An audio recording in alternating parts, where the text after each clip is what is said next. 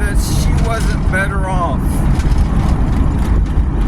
as a single mother and eventually marrying someone else.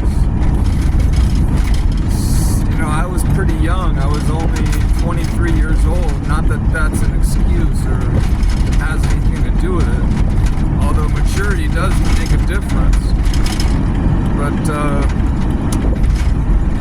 there were a few instances that called into question what the outcome of our future might have been.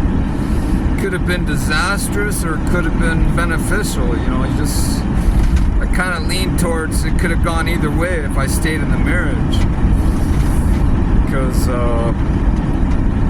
there were a few instances where just, man, the way things were going could have ended up in a future that wasn't in either of our best interests.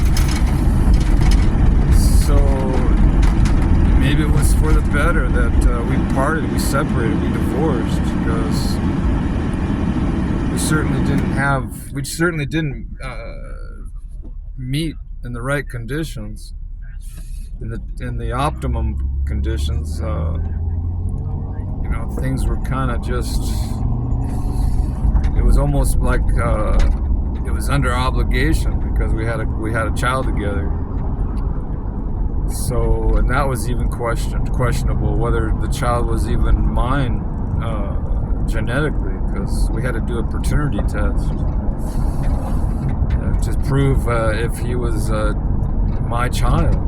So so I won't go into details, but you can kind of make some reasonable assumptions there. What was going on? I was gone. I was in a profession that required my absence for months at a time. So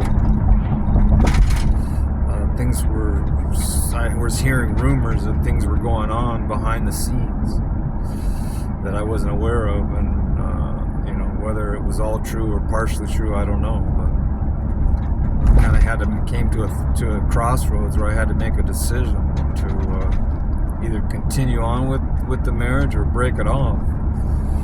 So I decided to break it off, and I served her, had her served with divorce papers. So and man, that did feel like a yoke, a heavy burden lifted when I did that. As felt like, but at the same time, there was some guilt, there was some remorse, there was some, man, should I do the right thing? You know, that's not obviously the best choice. You know, you always want to try to work things out. And